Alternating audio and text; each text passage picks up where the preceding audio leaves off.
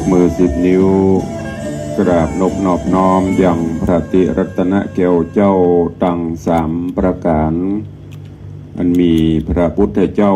พระสัทธรรมเจ้าพระสังฆเจ้าอันเป็นสรณะที่เปิ่งตีเคารพนับถืออันสูงสุดในชีวิตขอกราบคารวะแทบไตรไวสาปารมีธรรมพระมหาเถรานุเถระเจ้าคณะพระสังฆาธิการภิกขุสงฆ์องค์เนนจุตนจุองค์โดยความเคารพขอเจริญสุขเจริญปอนสาธุชนญาติโยมพุทธบริษัทติ่นจองห้องวัดจุหนุ่มเท่าใจยิงก็ขอน้อมต้อนรับทุกท่านเข้าสู่รายการมรดกธรรมกำเมืองและสารธรรมกำเมืองต่างสถานีวิทยุกระจายเสียงพระพุทธศาสนาแห่งชาติและสังคมคลื่นเพื่อการศึกษาพระพุทธศาสนาและวัฒนธรรมคลื่นพระพุทธศาสนาและจริยธรรมส่งสัญญาณออกอากาศทางสถานีวิทยุกระจายเสียงวัดฝ่ายหินตำบลสุเทพอำเภอเมืองจังหวัดเชียงใหม่ในระบบคลื่นความถี่ FM 104.50 เมกะเฮิรตซ์ในเมตตาของท่านเจ้าจันทร์พระครูสมุวิศวัตรวรกิจโจท่านเจ้าอาวาสวัดฝ่ายหินผู้อำนวยการสถานีและผู้ควบคุมเทคนิคการกระจายเสียงสถานีวิทยุคลื่นพระพุทธศาสนาและจริยธรรมในความอุปถัมภ์ของมูลนิธิพระบรมธาตุเจ้าดอยสุเทพในเมตตาพระครูวรลบนามวงพรหมผู้อำนวยการสถานีท่านเจ้าจารย์พระมหาประสิทธิ์ผู้ควบคุมเทคนิคการกระจายเสียงของสถานีส่งสัญญาณออกอากาศทางคลื่น FM 96.0 เมกะเฮิรตซ์พร้อมกันนี้ยกมือ10 นิ้วกราบถวายการต้อนรับและเจริญปอนต้อนรับครูบาอาจารย์ท่านเจ้าภิกขุสงฆ์องค์เนนตลอดจน FC แฟนรายการญาติธรรมทุกรูปทุกท่านที่ได้เข้ามาติดตามรับชมรับฟังทั้งภาพและเสียงการไลฟ์สดทาง Facebook ไลฟ์ของวัดวังสิงคำ Facebook ไลฟ์ของธรรมะภาคเหนือ Facebook ไลฟ์ของธรรมะคลายเครียด Facebook ไลฟ์ของทีวีวัดฝ่ายหิน Facebook ไลฟ์ของท่านพระครูสมุวิศวัตรวรกิจโจตลอดจนหน้าจอ FC แฟนรายการทุกรูปทุกท่านที่ได้เข้ามาติดตามตั้งหน้าจอ Facebook แล้วก็ได้กดแชร์สาระแชร์เสียงธรรมะดีๆไปยังกลุ่มเพื่อนๆของทุกรูปทุกท่านรายการนี้ดำเนินโดยกล่าวกับผมอาตมภาพพระครูวิสิทธิ์ศรีลาภรณ์รองเจ้าคณะอำเภอเมืองเชียงใหม่เจ้าอาวาสวัดวังสิงคำตำบลประแดดอำเภอเมืองจังหวัดเชียงใหม่หรือตุลุงในวังเป็นผู้ดำเนินรายการ ขอประทานอภัยเนอะเครื่องมันยังบ่ฮ้อนจะมีเสียงกระแอมกระไอพดจดออกไปก็ต้องขอสุมาขอประทานอภัยกับทุกท่านด้วยเจริญปอนต้อนรับเนอะทางหน้าจอ Facebook ไลฟ์ตอนนี้มีพินันล่าพินันจรันปิยะจันทร์สโลมโดยซิวเจริญปอนต้อนรับคุณโยมสมทรงสิทธิตาเจริญปอนต้อนรับพิธาจารย์มัคคณยกเสียงทองพินันอินสมเตปินหรือว่าพินันอินสมเจ็ดสีเจริญปอนต้อนรับโยมแม่ครูเหรียญทองจันทีเนอะกำลังเข้ามาและก็กำลังจะทยอยกันเข้ามาก็พากันวันนี้เป็นวันพระวันศีลวันธรรมสวนะก่อนที่จะได้ฟังสาระฟังข่าวสารเรื่องราวและฟังพระธรรมเทศนานั้นขอเชิญชวนทุกท่านกลั่นจิตกลั่นใจให้ใสสะอาด ด้วยการร่วมกันไหว้พระและสมาทานศีลเป็นเบื้องต้นจากนั้นก็จะได้เข้าสู่หัวใจของรายการเป็นลำดับไป เชิญทุกท่านเนอพร้อมกันไหว้พระบูชาไฟอิมินาสการเรนะพุทธังอภิปูชยามะอิมินาสการเรนะธัมมังอภิปูชยามะอิมินาสการเรนะสังฆังอภิปูชยามะอะระหังสัมมาสัมพุทโธภควาพุทธังภควันตังอภิวาเทมิสวากขาโตภควตาธัมโมธัมมังนัมมัสสามิสุปฏิปันโนภควโตสาวกสังโฆสังฆังนะมามิหันธรรมยังพุทธัสสะภควโตบุพภาคณมกาลังกะโรมะเสนะโมตัสสะภะคะวะโตอะระหะโตสัมมาสัมพุทธัสสะนะโมตัสสะภะคะวะโตอะระหะโตสัมมาสัมพุทธัสสะนะโมตัสสะภะคะวะโตอะระหะโตสัมมาสัมพุทธัสสะอิติปิโสภะคะวาอะระหังสัมมาสัมพุทโธวิชชาจรณะสัมปันโนสุขโตโลกวิทูอนุตตโรปุริสะธรรมัสสารถิสัทธาเทวมนุษสานังพุทโธภควาติสวากขาโตภควตาธัมโมสันทิฏฐิโกอากาลิโกเอหิปัสสิโกโอปัญญิโกปัจจตังเวทิตโปวินยูหิติสุปฏิปันโนภควโตสาวกสังโฆอุชุปฏิปันโนภควโตสาวกสังโฆยาญะปฏิปันโนภควโตสาวกสังโฆ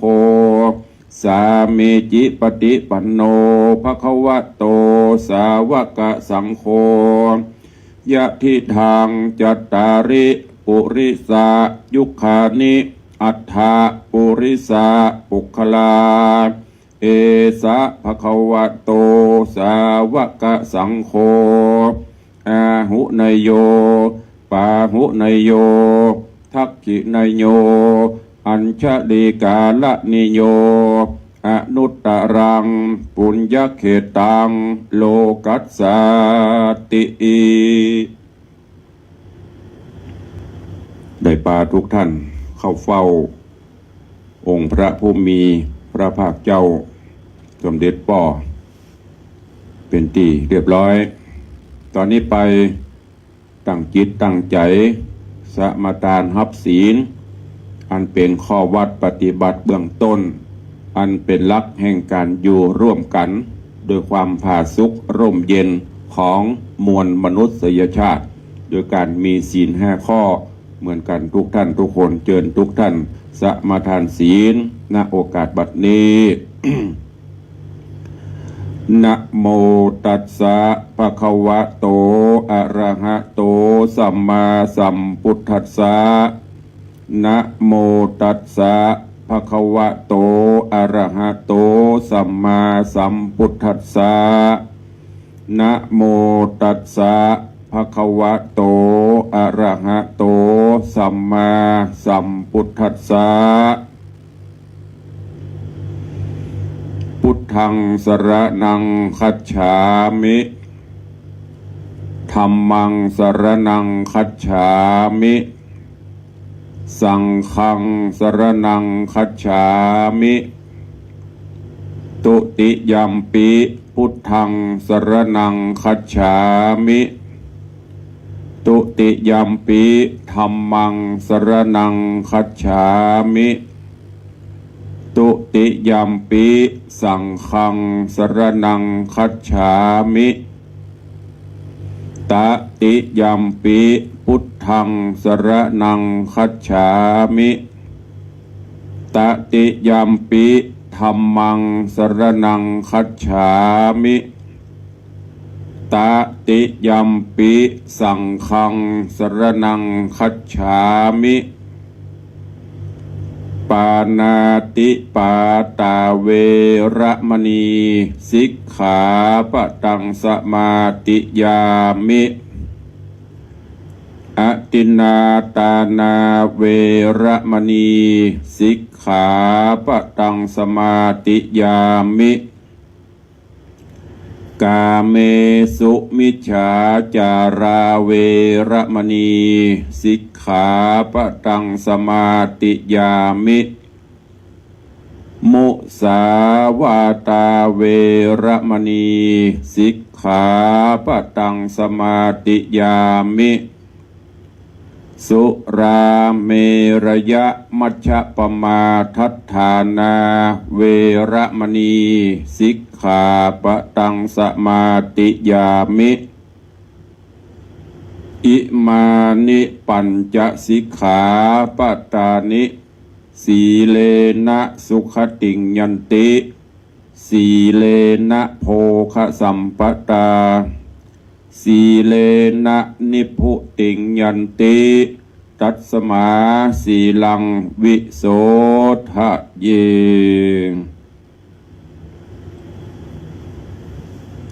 จุ่มอกจุ่มใจจุ่มช่ำเย็นเนื้อเย็นใจได้ไหวพระนบธรรมได้น้อมลำลึกถึงพระพุทธคุณพระธรรมคุณพระสังฆคุณแก้วเจ้าทั้งสามประการรัตนะสามประการอันเป็นที่เปิ่งของมนุษย์และเทวดาและได้น้อมนำเอาหรือว่าได้สมทานเอาขอวัดปฏิบัติหลักศีลหลักธรรมก็คือศีลห้าน้อมนำไปใจในการดำเนินชีวิตประจำวันในโอกาสวันนี้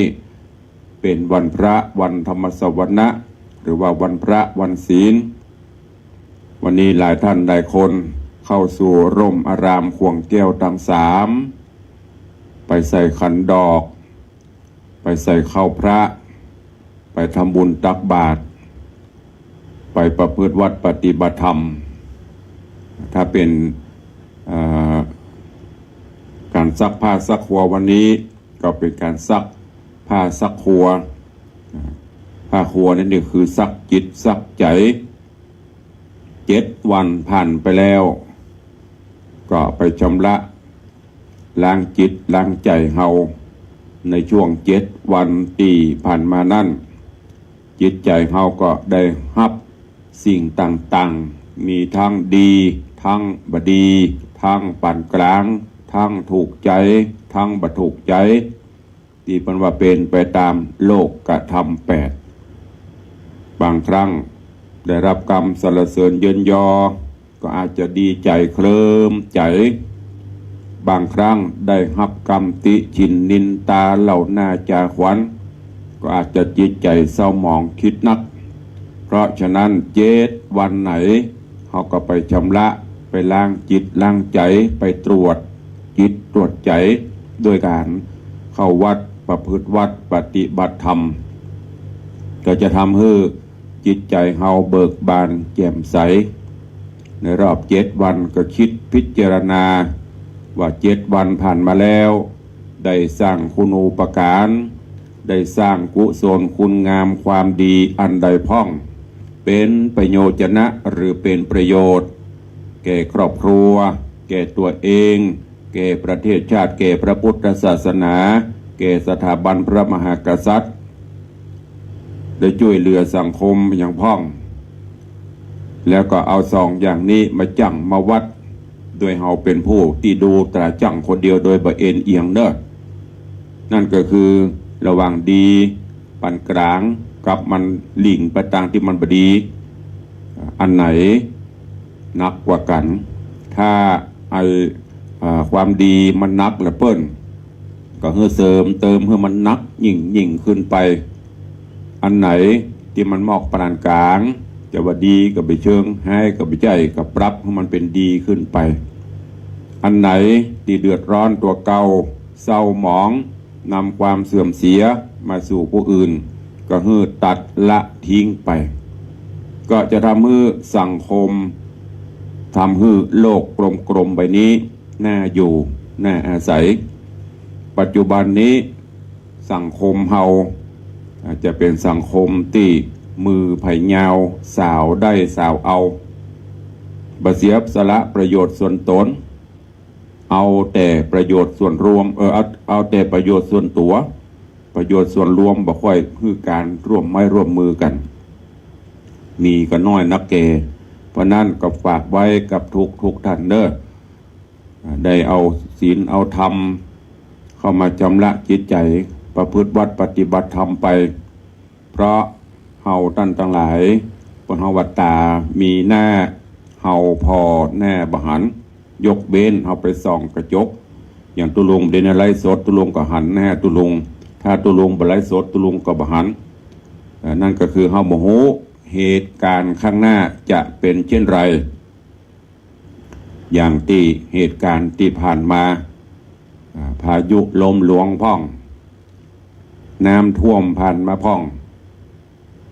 แผ่นดินไหวฟ้าถล่มแผ่นดินทลายตึกถล่มวัดวาอารามได้รับความเสียหายพ่องเนี่ยเฮาบ่ฮู้แม้จะมีเครื่องตรวจเครื่องวัดเครื่องพยากรณ์เฮาก็ยังบ่ฮู้ว่ามันจะประสบมาถึงตัวเฮาก่อนเพราะนั้นก็อย่าประมาทในชีวิตในความเป็นอยู่เนอะน้อมจิตน้อมใจองค์พระผู้มีพระภาคเจ้าพระองค์ได้สอนว่าอย่าได้ประมาทคือน้อมจิตน้อมใจมันลำลึกถึงความตายทุกลมหายใจเข้าออกเกิดมาอย่างตุลงก็เกิดเพื่อเราจะได้ประมาทบ่ประมาทบางพ่องนี่อยู่สุขสำดานบานใจพอประสบปัญหาใดที่ใกล้จะตายหน่อยเป็นเอาละจิตใจประมันคงฮ้อนอกตกใจว้าวุ่นนั่นก็ฝากไว้กับทุกท่านตัวเองสร้างกุศลคุณงามความดีไปเตอะบ่ต้องไปเบียดไปเบียนไผสร้างเท่าที่เฮาทำได้การสร้างบุญกุศลเนี่ยตุลุงก็เคยชี้แนะชี้นำพ่อแม่ครูบาอาจารย์นักปราชญ์ราชบัณฑิตเปิ้นก็เคยชี้แนะชี้นำสิ่งใดก็ตามที่เฮาทำแล้วเป็นความดีความชอบบ่เดือดร้อนตัวเก่าบ่เดือดร้อนครอบครัวบ่นำมาซึ่งความเสื่อมเสียมาสู่ครอบครัวสู่ประเทศชาติสู่พระศาสนาสู่ผู้อื่นทำแล้วเป็นประโยชน์ทั้งตัวเองและผู้อื่นและสังคมนั่นแหละคือบุญกุศลเกิดขึ้นแล้วก็เฮาก็ฮู้ด้วยตัวเก่าของเฮาเองว่าเฮาทำแล้วมันจะเดือดร้อนหรือไม่ถ้าเป็นความสุขอย่างเพราะว่าความสุขในโลกีมีได้ชั่วคราวความสุขยืนยาวต้องเข้าหาธรรมแต่ปัจจุบันนี้เขาจะสังเกตพอส่วนมากก็จะเอาความสุขในโลกีเนี้ยวิสัยมันเป็นความสุขปลอมๆนะมันไม่ยั่งยืนถ้าเขาเข้าสู่ธรรมะสู่จิตสู่ใจแล้วจิตใจเขาจะมีเบิกบานแจ่มใสเนอะแล้วก็ขอส่งความปรารถนาดี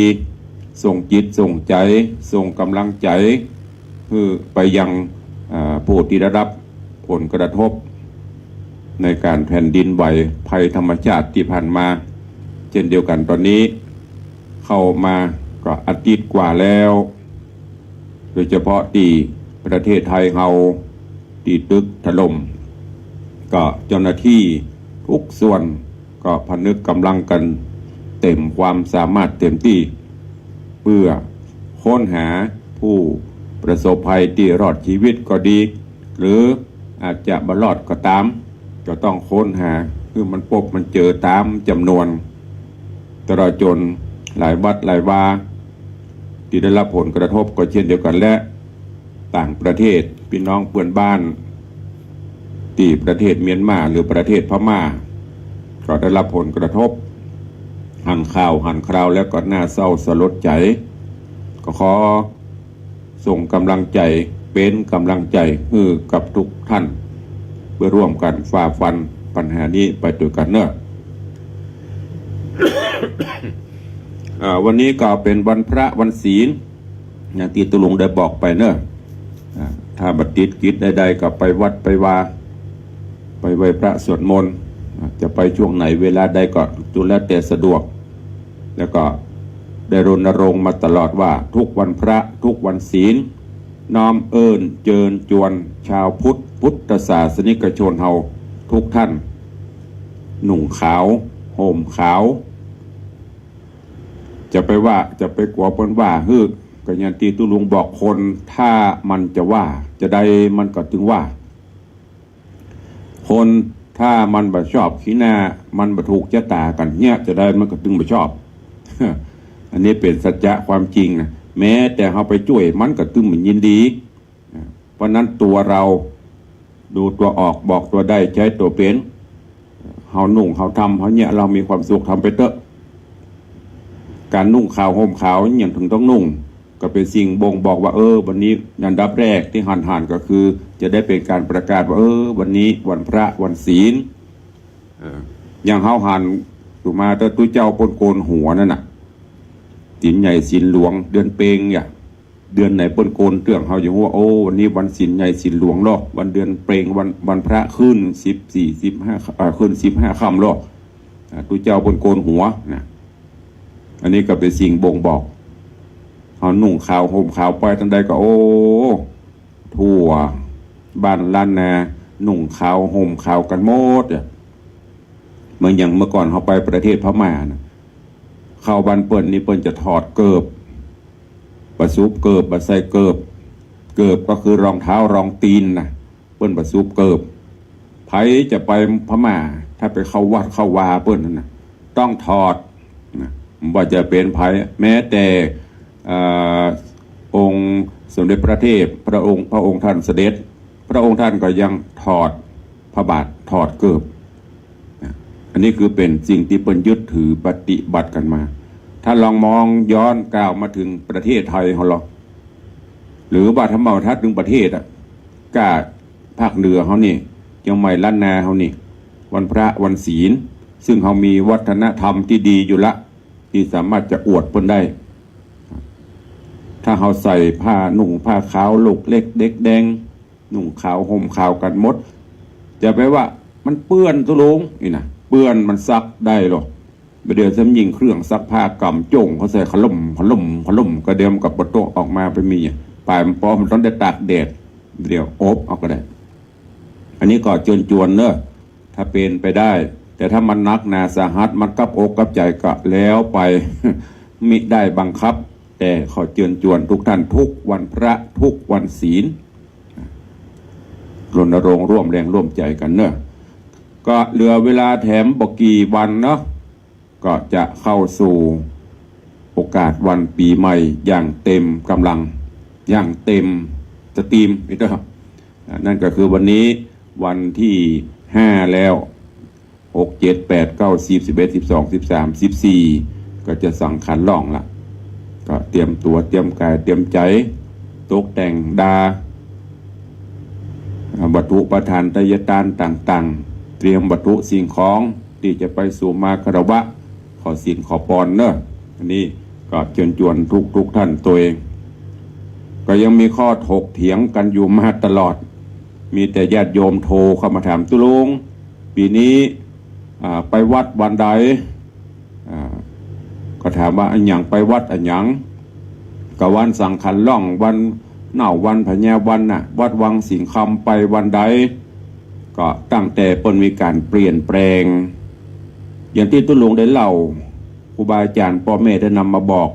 แต่อันนี้ฝากไว้บ่ได้บังคับเนอะไม่ใช่เป็นการบังคับแต่ว่า ฮีดหอยการปฏิบัติบ้านเมืองเหนือเฮาถือวันดี แต่ความจริงอย่างตุลุงบอกไปวันนั้นดีตลอดมี24 ชั่วโมงตึงวันตะวันก็ขึ้นตะวันออกตกตะวันตกตึงวันอันนี้ตอบแบบพุทธะนะตอบแบบตรงๆนะแต่ว่าบ้านเฮาเมืองเฮาเปิ้นยึดถือเอาฮีดเอาหอยวันดีว่าวันนั้นวันนี้อ่ะแม้แต่จะเสียศพมันก็ไล่หรอกเกากองลองปืนดอกปืนได้หมดเนี่ย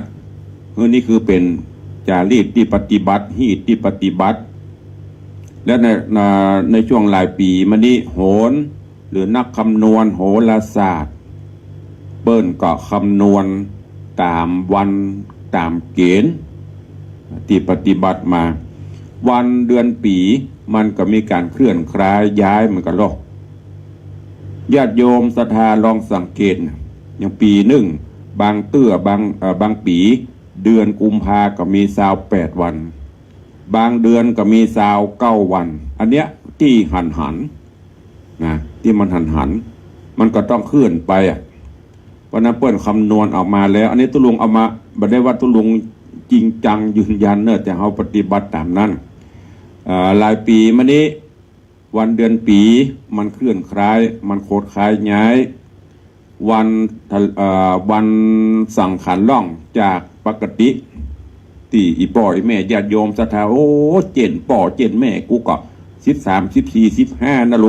บ่ได้ข่อยมาเปลี่ยนมันยี่หยังนี่นะประกอบกับทางราชการก็ยึดถือเอาอันเนี้ยเปิ้นบ่เปลี่ยนเปิ้นบ่คล้ายไปโดยโหนที่เปิ้นคำนวณเพราะนั้นหลายปีมานี้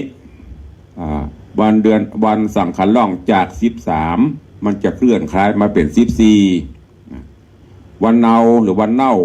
จากวันที่14มันก็จะเคลื่อนเป็นวันที่15วันประกาศทะเลิงศกปีใหม่ราศีมีนย้ายสู่ราศีเมษจาก15มันก็มาเป็น16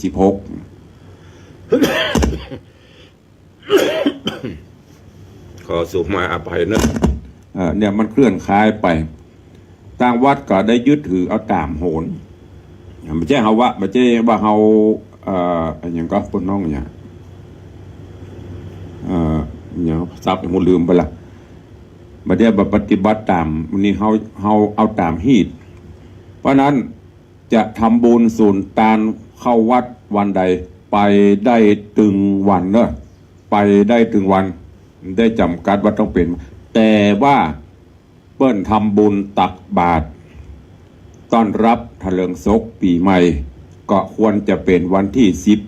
16นะควรจะเป็นวันที่16เพราะเฮาถือวันว่าวันที่16เป็นวันทะเลิงศกวันพญาวัน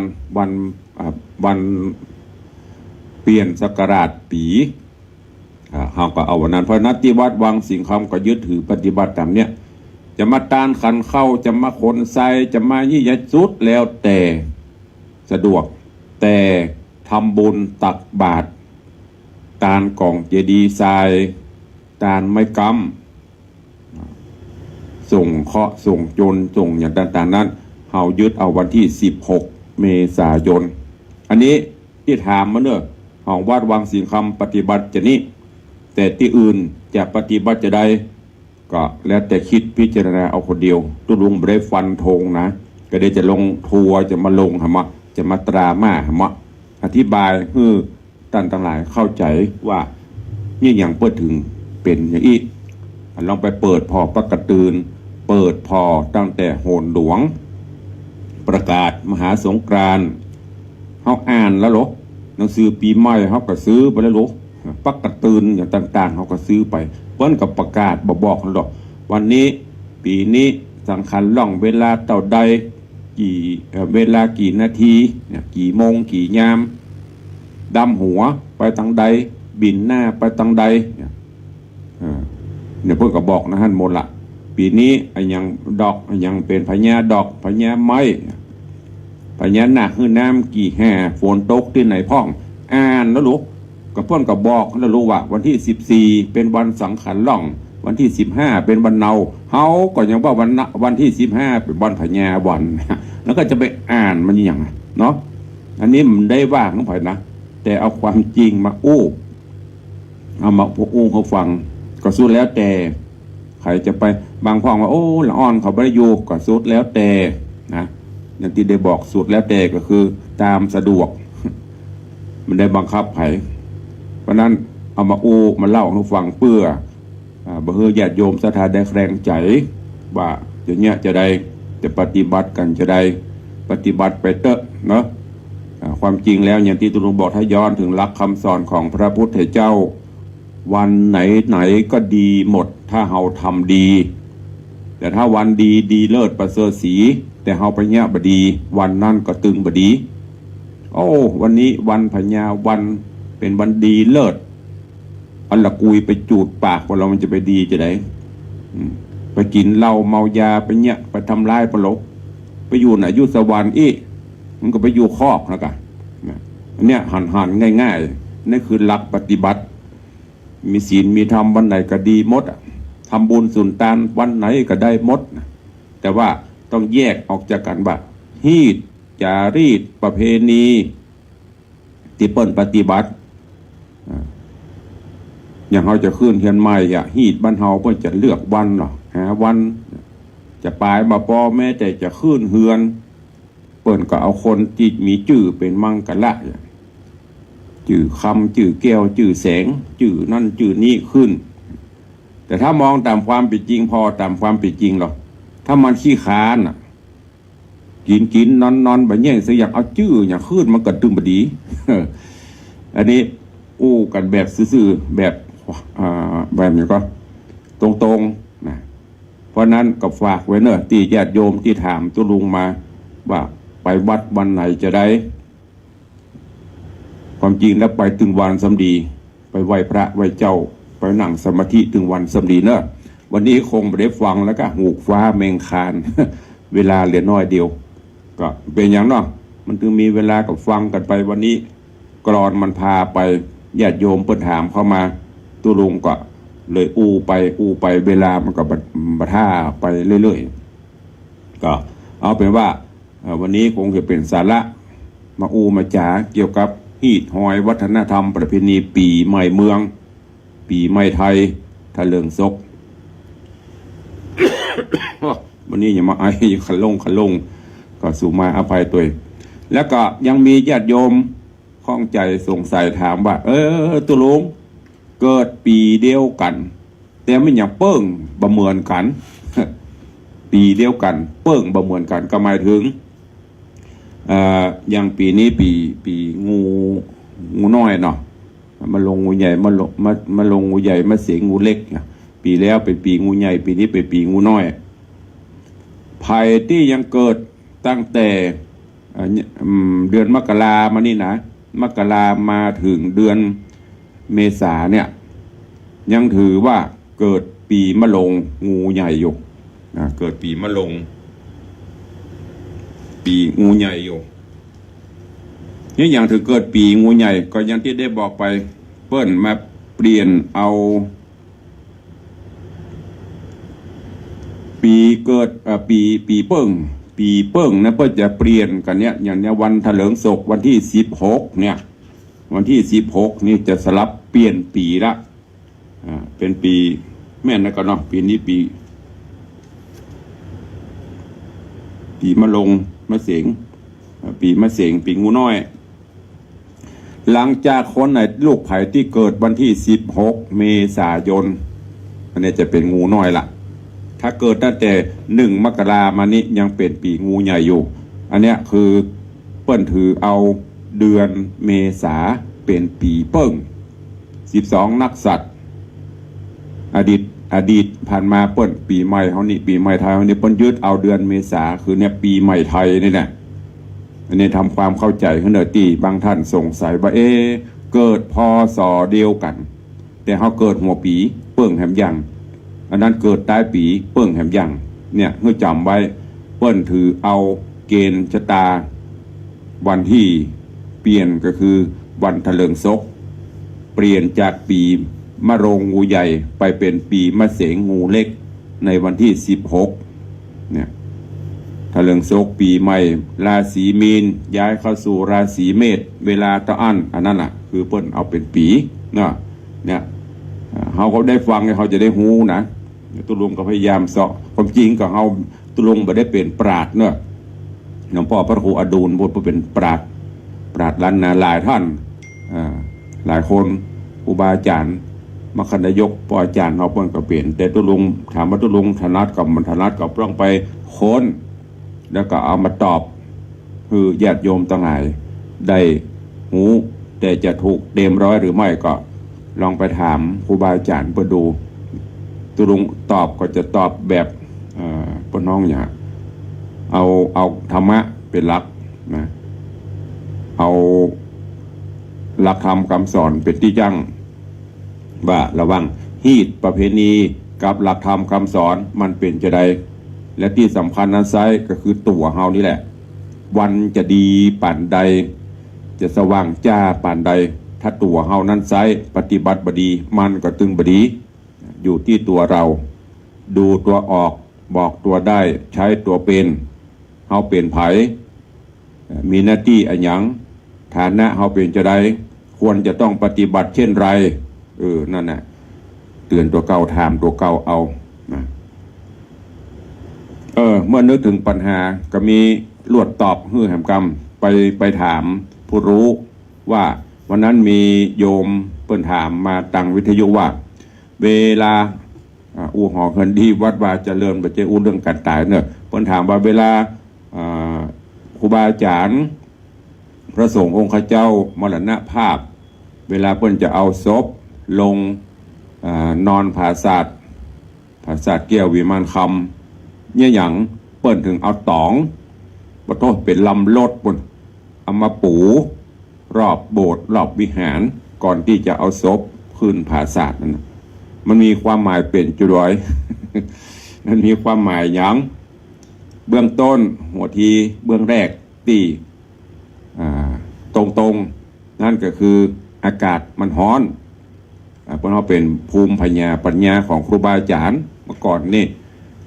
กว่าจะเอาศพขึ้นนี่เพิ่นจะเอารอบโบสถ์รอบวิหาร3 รอบบางเตือก็รอบวัดปุ่น3 รอบมันร้อนแล้วคนที่เปิ้นไปจูงไปหามศพเปิ้นบัดใส่เกิบบัดซุปเกิบก็คือรองเท้านะเปิ้นบัดใส่รองเท้าบัดใส่เกิบมันร้อนตีนก็หาวิธีว่าไปช่วยกันเนอะเพราะเมื่อก่อนนี่ธรรมชาติอุดมสมบูรณ์จะเหมือนประเดียวมันต้องไปซื้อตองไปเลอะขี้เต๋อบ้านไผ่ก็มีประกาศศรัทธาเนอะเอาตองมาคน10 ก้าน20 ก้านหมูปะนะเพิ่นก็เอามาหอมปูไปและการปูแถมอันหนึ่งก็เป็นข้อคิดธรรมะเปิ้นปูแนวยาวแถวเป็นแถวละ8ก้านเรียงกันไปบางพ่อมานับนะเพิ่มจะปูคิดขว้างแล้วเพื่อจะปูแถวละ8ก็หมายถึงมรรคมีองค์8มรรคคือหนทางที่จะต้องปฏิบัตินะสัมมาทิฏฐิอย่างพวกเนี้ยอันนี้เป็นธรรมะอธิบายขึ้นประธานแล้วเดี๋ยวเวลาน้อยนะเอาเป็นว่าคลายปัญหาคือโยมที่ถามเนอะฟังอยู่แบบฟังคนเนอะถ้าฟังก็ตอบคนตรงนี้ละมาเปิดเอาตองมาปูเวลาศพลงคนครูบาอาจารย์พ่อแม่เขาเมื่อก่อนน่ะก็จะแฝงด้วยปริศนาข้อคิดทางธรรมะนะอย่างก็เป็นธรรมะทั้งนั้นคือง่ายๆคนสมัยก่อนเนี่ยดูตาก็รู้ใจว่ามันต้องอธิบายอย่างนักเหมือนประเดียวนี้สื่อมีนักก็หูนักก็จะว่าลวกนักก็มีคนตะกอนนี่มันมีสื่อต่างแม้แต่ บ้านศพบ้านศาสตร์ญาติโยมตะกอนญาติโยมเขาตะกอนนะเมื่อตะลุงเมื่อพ่อแม่ครูบาอาจารย์เมื่อปล่อยแม่เขาเป็นย้อนไปวัยเมื่อประมาณ30-40-50 ปีที่ผ่านมาเนี่ยมันมีสื่อเวลามีศพมีซากนี่ก็จะเตะบ้านไผ่บ้านมันตุเจ้ากับบ้านไผ่วัดไผ่วัดมันก็มีอย่างประเทศมาลายโพดมหาบรนิปานนสูตรเทวตูตตั้ง5นะมูเนี้ยศพไผ่ก็เทศมูเนี้ย4-5 ผูกเนี่ยคืนแรกก็จะเป็นมาลายโพดมีบรรยายสาธยายเหมือนบะเดียวมีสูตร สวดก็จะสวดสีแง่อย่าโอ้ไปสวดสีแง่แต่ก็เย็นกัดเย็นบ่อยเนอะตะเกียงตามตะเกียงเจ้าพายุน่ะสูบลมซบเสียงโซ่ซาเตียวไปซบมาก่อนกับปะต้มจะมีรถฮาบรอบเดียวขี้เปอะขี้เหนียวฝนตกซีโอ้คือเนี่ยแต่ว่าเปิ้นกับแฝงไปถึงแม้จะเป็นมาลายโพดถ้าเราตั้งใจฟังมีในหันมดหม้อนะหกมีกี่หม้อไปคนทำนั่นไปตกหม้อนั่นไปตกหม้อนั่นอ่ะถ้ามาเปรียบเดียวกับมันอย่างก็คอกหรือเรือนจำแดนนั่นถ้าโตดนักอุกสกันกับไปอยู่คอกมืดเหมือนจะตกนรกอเวจีวะน่ะเหมือนเดียวกันเตบตูดตังแห่ที่บนฟังกันเตบตูดหรือทูตของเทวดาทูตของเทวดามีอย่างกับเปิดมาเตือนตัวเก่าเขาเนี่ยคือมันดูมันพอตัวเก่าผมยังหัวกงอกเขี้ยวกับเว้าเนี่ยทูตก็คือธรรมชาติเปิดมาเตือนเบิ้ลมีบรรยายยกธรรมะยกอันภาษิตเหมือนประเดียวเรียนนิสื่อต่างๆนักแต่คนกันหูลักนักล้ำไปอันไหนก็บดีอันนั้นก็ผิดอันนี้ก็ถูกมันก็เลยมีปัญหานักเพราะนั้นวันนี้ก็เป็นสาระข้อคิดสเพเหระในโอกาสวันพระวันศีลวันนี้วันนี้หูกฟ้าเมงคานแปะไว้ก่อน ยกไปคราวหน้าเวลาเหลือแฮมน้อยเดียวเนาะก็เอาเป็นว่าวันนี้ตุลุงได้นำเอาสาระเรื่องราวมาปบมาป้ากับญาติโยมทั้งหลายถูกพ่องมาถูกหลายด้วยภูมิปัญญาก็ตอบไปเตยเนอร์จะไปตรามากันเนอะ ห้ามเอาไปตรามานะตอบเท่าที่ปัญญามีฟังเท่าที่ปัญญามีเนอะได้รายการวันนี้ก็ขออนุโมทนาขอบคุณทุกท่านและขอประชาสัมพันธ์ข่าวสารงานบุญกุศลกิจกรรมในช่วงของปีใหม่นี้ก็ในวันที่6เมษายนวันพุธที่วัดต้นปินตำบลแม่เฮียอำเภอเมืองเชียงใหม่เปิ้นก็จะมีงานสืบชะตางานทำบุญประเพณีสงน้ำพระธาตุพระครูอาภัสรัตนธาดา สุมาเตอไปเป็นพาดอาภัสรัตนธาดาเจ้าหน้าตำบลแม่เฮียเจ้าอาวาสวัดต้นปินเปิ้นยึดเอาวันที่เปิ้นวางศิลาฤกษ์สร้างพระธาตุเป็นวันส่งน้ำวันที่6เชิญชวนไปร่วมกันเนอะแล้วก็แห่งงานหนึ่งที่วัดสวนดอกพระอารามหลวงก็จะมีงานวันบูรพาจารย์เพื่อจะทำบุญศูนย์ตานให้บูรพาจารย์ผู้มีคุณูปการตลอดจนบูรพามหากษัตริย์ผู้สร้างวัดสร้างวาพระอารามหลวงวัดสวนดอกจะเชิญชวนทุกท่านได้ไปร่วมกันเนอะตุลุงกติดปนิมนต์ที่2ตีเวลาเดียวกันจะไปทางใดก็ยังบ่ฮู้นี่วันพุธวันที่8 9 10 นี่เป็นงานทำบุญเฉลิมฉลองปอยหลวงแล้วก็สมโภชงานที่วัดศรีโสดาตำบลสุเทพอำเภอเมืองจังหวัดเชียงใหม่เนอะงานอย่างตุลุงงานปอยหลวงสมโภชเสนาสนะมีบันไดมีลานธรรมที่เปิ้นสร้างหลังครูบาศรีวิจัยนะเปิ้นจะรวดฉลองและหลักๆนั้นก็คือครบรอบ90 ปีการก่อตั้งวัดศรีโสดาโดยท่านครูบาเจ้าศีลธรรมศรีวิจัยศิริวิจโยเมื่อท่านเจ้ามาสร้างถนนขึ้นดอยเปิ้นก็สร้างวัดขึ้นมาวัดแรกคือวัดโสดาอันเปรียบเสมือนวัดโสดาสกิตกานาคาละหันตาก็คือดอยสุเทพนะครบรอบการสร้างวัด90 ปีต่อมาก็คือครบรอบ90 ปีอายุวัฒนมงคลพระเดชพระคุณหลวงปู่พระธรรมวชิระโกศลเดชพระคุณหลวงปู่ก็อันเปรียบเสมือนเป็นป่อของตุลุงของธรรมภาพเจริญการกรุงรุ่งเรืองมีหน้าที่ตำแหน่งต่างๆนี้ก็โดยเมตตาธรรมพระเดชพระคุณหลวงปู่ได้ผลักดันได้แนะนำพร่ำสอนนับตั้งแต่ปี2531ตุลุงหรือว่าธรรมภาพก็ได้รับเมตตาพระเดชพระคุณตอนนั้นยังเป็นเจ้าคุณจันทร์สามัญคนกระหืดเป็นพระฐานาในตำแหน่งพระปลัดแล้วก็ไต่เต้าขึ้นมาได้เลย เพราะเป็นพระสมุแล้วก็ขึ้นมาเป็นพระปลัดก็ได้รับใจพระเดชพระคุณเลยมาแล้วก็พระเดชพระคุณหลวงปู่ก็เมตตาอบรมพร่ำสอน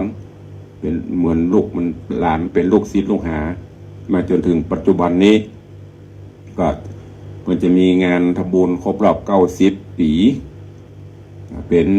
สิริมังคละกับมวลหมู่ลูกศิษย์ลูกหาศิษยานุศิษย์หลวงปู่ได้ปฏิบัติศาสนกิจในเพศบรรพชิตมาตลอด90 ปี70 ภาษาคือบวชมาตั้งแต่น้อยๆแล้วก็มาดำรงตำแหน่งสำคัญในเชียงใหม่เท่านี้ก็นับตั้งแต่เป็นรองเจ้าคณะอำเภอเมืองเป็นเจ้าคณะอำเภอสันป่าตองเป็นรองเจ้าคณะจังหวัดเป็นเจ้าคณะจังหวัดเป็นที่ปรึกษาเจ้าคณะภาค7ในส่วนของการพระศาสนาสำคัญก็คือเป็นผู้อำนวยการหรือว่าประธานกรรมการโครงการพระธรรมจาริกส่วนภูมิภาคหลายๆอย่างที่พระเดชพระคุณได้ทำเนอะนั่นก็เชิญชวนทุกท่านได้ไปร่วมกันในวันที่8 9 10นี่เป็นงานเฉลิมฉลองป่วยหลวงวันที่11นี่เป็นงานเป็นหลักนั่นก็คือเจริญพระพุทธมนต์สืบชะตาทำบุญก็ขอเชิญชวนทุกท่านใครจะเป็นเจ้าภาพหงตาลจะเป็นเจ้าภาพสังฆทานก็น้อมเชิญชวนเนอะติดต่อสอบถามได้ที่วัดศรีโสดาวกเข้ามาถึงงานปีใหม่ที่ได้อู้ปฏิกี้ของวัดวังสิงห์คำ ตามที่ทุลงได้เชิญชวนญาติโยมร่วมกันเนอะเป็นเจ้าภาพปูชาไม้กำสลีกำโชคชะตาเสริมบารมี เป็นเจ้าภาพก่อเจดีย์ทรายเป็นฮีดเป็นหอที่ปฏิบัติมาก็โดยญาติโยมศรัทธาก็ขอร้อง ขอตุลุงได้จะทำฮื้อก็จะลองศรัทธาเนอะส่วนใครจะเป็นใครจะเอาใครจะต้านบัดต้านสุดแล้วแต่ก็กู้ปีเขาก็ได้เป็นเจ้าภาพกันมาการถวายทานไม่กำหลวง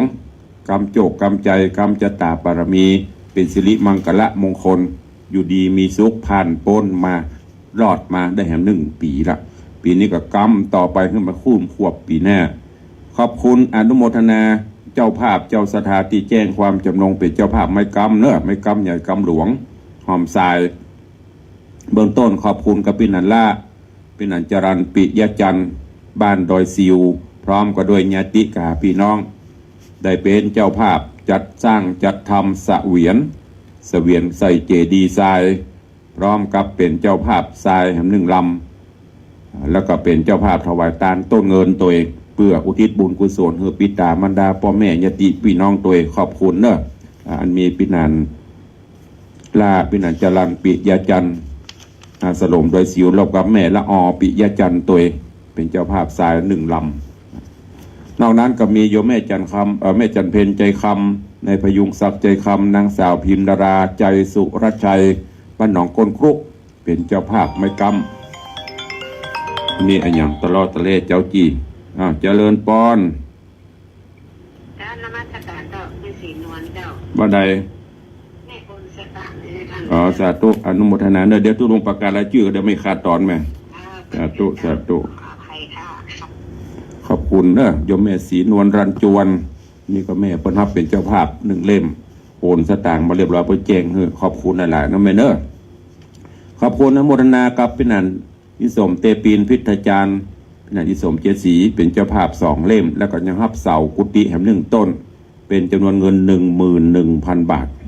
ขอบคุณโยมเปี่ยนชลีคำกิติ1 เล่มโยมนางสาวนีรนุชมาลา1 เล่มโยมวัลภาภูลสุภา1 เล่มนี่พี่น้องจากเมือง3-4 ใบเถาพวกนี้งานวัดมีงานตุลงมีบ่เคยขาดสักเดือนขอบคุณตัวเองขอบคุณโยมแม่ครูเหรียญทองจันทีร่วมเป็นเจ้าภาพ1 เล่มโยมแม่อวยมอนจันคำแสงบุญพร้อมลูกหลาน1 เล่มโยมแม่ปราณีพยาไคหพลพร้อมลูกหลาน1 เล่มโยมแม่สุวรสใจโต พร้อมลูกหลาน1 เล่มโยมปินันโอเจดีย์แม่ครัว1 เล่มโยมบิมลอัมพันธ์1 เล่มโยมปีหมอมัทนาอัมพันธ์1 เล่มโยมนัทประคันอัมพันธ์1 เล่มแล้วก็เป็นเจ้าภาพตุงแห่งขอบคุณโยมแม่สายทองอินทจักรโยมนางสาวชนิตาอินทจักร โยมนัตพงศ์อินทจักรเป็นเจ้าภาพไม้กำ1 เล่มตุง3 ตัวทรายแหม100รวมเป็นปัจจัย900 บาทขอบคุณแม่ศรีนวลลันจวนพร้อมลูกหลาน1 เล่มโยมพระเท่าพงศ์แม่เท่าบังเอิญบุญชัยโยมพรตรีโยมแสงสาบุญชัยโยมเด็กใจแสงเมืองเด็กหญิงอัญชลีบุญชัยไม้กำ1 เล่มโยมแม่บุญปั่นมีงานพร้อมลูกหลาน1 เล่มโยมสุพันนีเมืองมาหรือกันทิยะโยมทันชนกเมืองมาเป็นเจ้าภาพไม้กำ1 เล่มทรายแหม300จุงแหมขอบคุณอนุโมทนาบุญตัวเองขอบคุณโยมแม่สีจันทร์หัวหน้าคณะลิเกสมานชัยนาฏศิลป์ร่วมเป็นเจ้าภาพนี่อย่างพี่อ้ายพรชัยบดายกำลังประกาศนี่อย่างสาธุเท่าไหร่ก่อน1 ปันครับ 2 เล่มกะเอาทราย500ครับอ๋อสาธุเนอครับผมอนุโมทนาครับผม ขอบคุณกับพ่อเท่าพงษ์แม่เท่าบุญใจพี่ไอ้พรชัยเนอะพี่ไอ้พรตรีอันนี้เพิ่มทรายแหม500โอนสตังค์เพื่อเรียบร้อยละ 1,000 บาทเจ้งเข้ามาประเดี๋ยวนี้ขอบคุณอนุโมทนาบุญตัวนอกจากนั้นก็มีโยมแม่ศรีจันทร์หัวหน้าลิเกสมานชัยนาฏศิลป์1 เล่มป้อวิชัยแก้วมหาคุณ1 เล่มแม่สมศรีพรหมเมือง1 เล่มนางสาวสศิธรพันแก้วนายธินกรพันแก้วนายกฤตภาสธรรมรักษา1 เล่มแล้วก็ตุง5 ตัวทรายแหมรวมเบ็ดเสร็จเป็นจำนวนเงิน